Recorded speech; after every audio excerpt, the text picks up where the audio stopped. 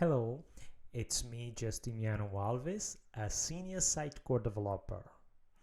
This is the video number 3, a part of the series the video that I have been showing how to enable Azure Active Directory on the Sitecore Identity Server.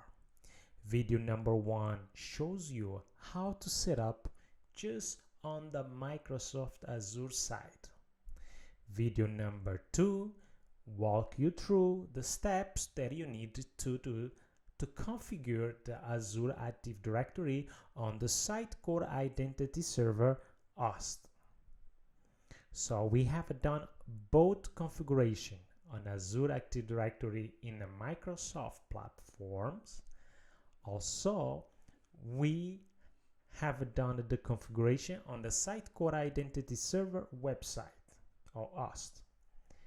In this last video, I'm gonna show you and prove you that it's work, but also I will just make some brief comments about some of the issue you might face with the enable Sitecore Active Directory, Azure Active Directory on Sitecore.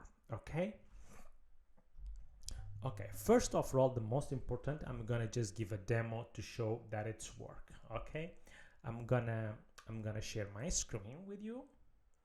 So here we have this website, which is the website that I'm using for demo, exintia.dev and .local. Exintia because I'm very proud to work as a consultant on Exintia. If you want to know more about Exintia, here's their website, exintia.com. Okay, so we have been doing great job helping different partner with the Sitecore implementation, both e-commerce and both the Sitecore CMS digital marketing.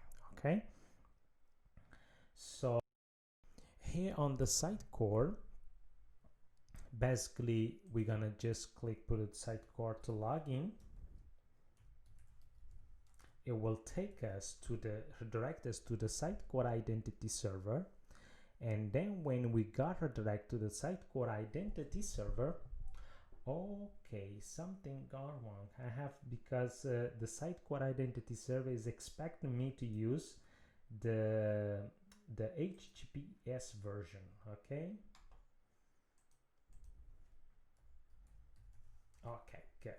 Yes, because I was up in the, and I have a website on both version 80 just HTTP, and I have the website on HTTPS as well. And the Sitecore Identity Server is being set up to use to work with the Sitecore HTTP with my website from the HTTPS version. Okay. Okay, so now when you go here, you have this button, Azure Active Directory, which now is enabled. To log in using your Azure Active Directory, just click on this button. It will take you to the Azure, and I'm gonna use this credential, my personal account that I have been using for test. Oh, password, it's wrong. Okay. Okay. Awesome. So now we go to Azure download authentication and take me back to the Sitecore platform. So I'm being authenticated. Since I'm belong to the group, both content author and administrator, it's gonna take the administrator role here. So okay, so that's awesome. So as you see, all the work that we have been doing to set up Azure Active Directory on this with Sitecore Identity Server is working just fine. But here's one thing. If I present the log to you, this log here is log for the Identity Server. The first time that I test, it didn't work as expected. It throws some error.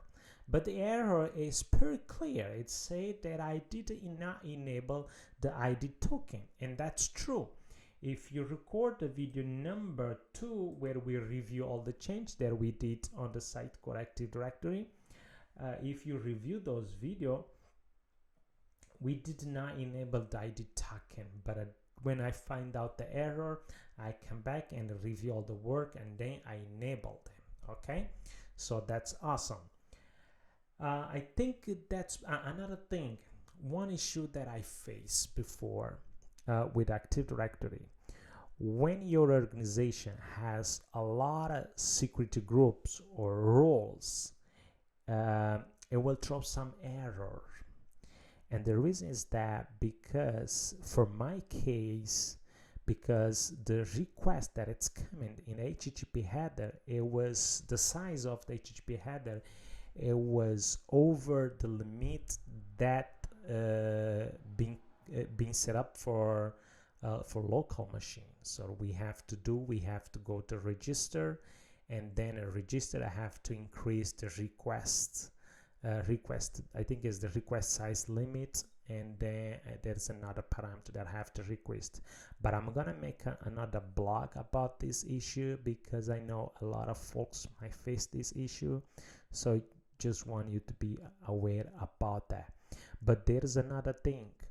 When you still have a lot of roles, I think there is a limit size of how many roles you can use for this type of the authentication. When it's overcome the certain number, you have to come up with another approach. It won't work. It's a limitation that we have with Sitecore.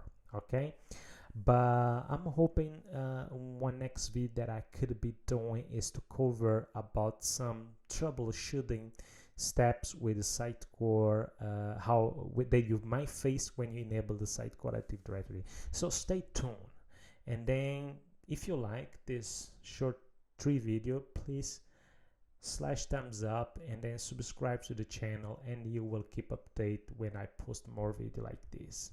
But so far, it's been an honor to have you watching this video, and thank you so much. And share the comment and ask me question about all the things that you'd like me to make a video and share with you. Okay, thank you so much. Bye bye.